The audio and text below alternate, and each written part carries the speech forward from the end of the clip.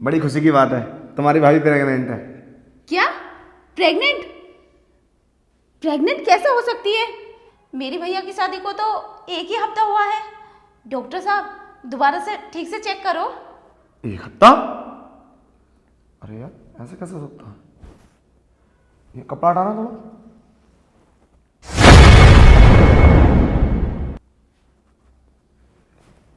तुम्हारी भाभी प्रेग्नेंट है, मैं पूरे विश्वास से कह सकता हूँ। आप विश्वास नहीं है ना तो आप कहीं भी चेक करा लो। क्या मैं प्रेग्नेंट कैसे हो सकती हूँ? सही करके देखो ना डॉक्टर साहब, मेरा पूरा घर बर्बाद हो जाएगा।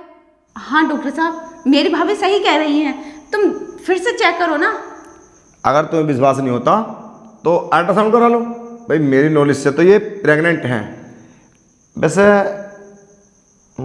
आप कौन है इनकी? मैं ननद हूँ इनकी। अच्छा, तो आप बाहर बैठिए, मैं इनसे कुछ पर्सनल बात करना चाहता हूँ। बाहर?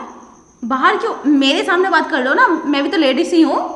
तुम नहीं समझ सकते, डॉक्टर के केबिन में दूसरा अलाउ नहीं होता। ओके, जाइए आप।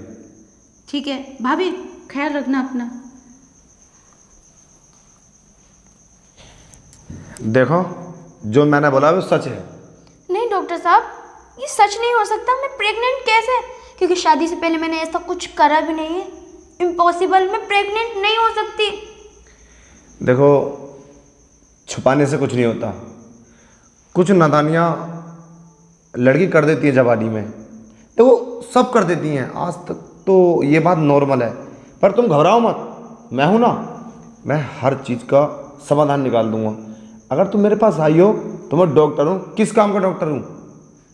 इसी मर्ज का तो डॉक्टर हूँ। कोई भी दिक्कत होती है मरीज को तो हमारा फर्ज है उसकी परेशानी सॉल्व करना।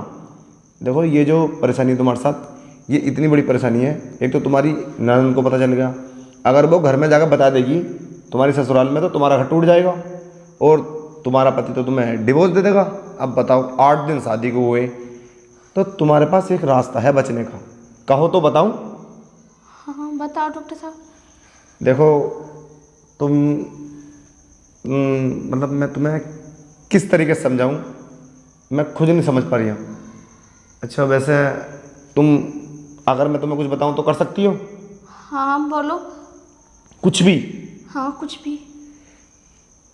वैसे तो तुम समझदार लग रही हो। देखो, जैसे ये अगर इस समय कोई लड़कियों से गलती हो जाती है ना, तो इससे घर बर्बाद हो जाते हैं। तुम्हें जानती हो ना, अगर तुम्हारा पति तुम्हें छोड़ देगा फिर तुम्हारे घर वाले तुम्हें उल्टा सीधा बोलेंगे, फिर पता नहीं क्या होगा, और ये बच्चा पैदा होगा तो हराम का होगा, फिर दुनिया ताने। और तुम्हें समझ रही हो ना, तुमसे कोई शादी भी नहीं कर सकता। तो तुम्हारे पास एक ही ऑफर था, अगर तुम मानो तो। बताओ डॉक्टर साहब। देखो, तुम इतनी हसीन हो वैसे भी। क्या कर रहे हो ये? अरे अरे मैं कुछ नहीं कर रहा।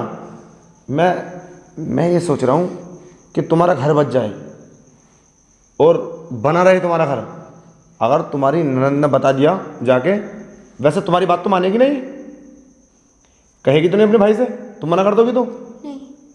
तो देखो भाभी जी, मैं तुम्हें समझा रहा हूँ, पहले मेरे किलो जाओ, इधर आओ। देखो तुम, अब मैं कैसे बोलूँ, काफ़ी समझदार हो, तुम समझ गई होंगी, नहीं समझी? देखो भाभी जी, तुम ना मुझे खुश कर दो। क्या बोल रहे हो? पागल हो गया डॉक्टर तुम? बस यही तो कमी है, यही कमी है लड़कियों के अंदर। अरे तुम्हारा घर बच जाएगा, तुम मुझे खुश कर दो, मैं तुम्हारा अवसान करा देता हूँ। ये काम मैं तो नहीं कर सकता, मगर मैं डॉक्टर को बुला के करवा दूंगा। मगर तुम्हारी राय हो तब। मैं तुम्हें फोर्स नहीं कर रहा। तुम कहीं भी जाओगी, 2-4 जगह जाओगी, तो सब में बदनामी हो जाएगी तुम्हारी। कोई ना कोई डॉक्टर नहीं तुम्हारे घर पे फ़ोन कर देगी कि तुम्हारी बीवी तो प्रेग्नेंट है। फिर क्या करोगी? यहाँ पे दबी रहेगी बात। मेरे बहुत बाहर से कांटेक्ट है डॉक्टरनियों से, तुम्हारे मुंह मास्क लगा के अबॉर्शन करा दूंगा और तुम्हारी नन को भी पता नहीं चलेगा। पर कराऊंगा किस वजह से? और मुझे पैसा भी नहीं चाहिए। बस भाभी जी, काफ़ी खूबसूरत हो तुम, बस एक बार मुझे खुश कर दो। बोलो, तैयार हो? डॉक्टर साहब, मैं तुम्हारी बात मान लूंगी। अबॉर्शन तो हो जाएगा ना मेरा, और क्या नाम है, किसी को पता तो नहीं चलेगा? अरे क्यों पता चलेगा किसी को, इसीलिए तो तुमसे बोला। चलो अब मुझे खुश कर दो, ठीक है?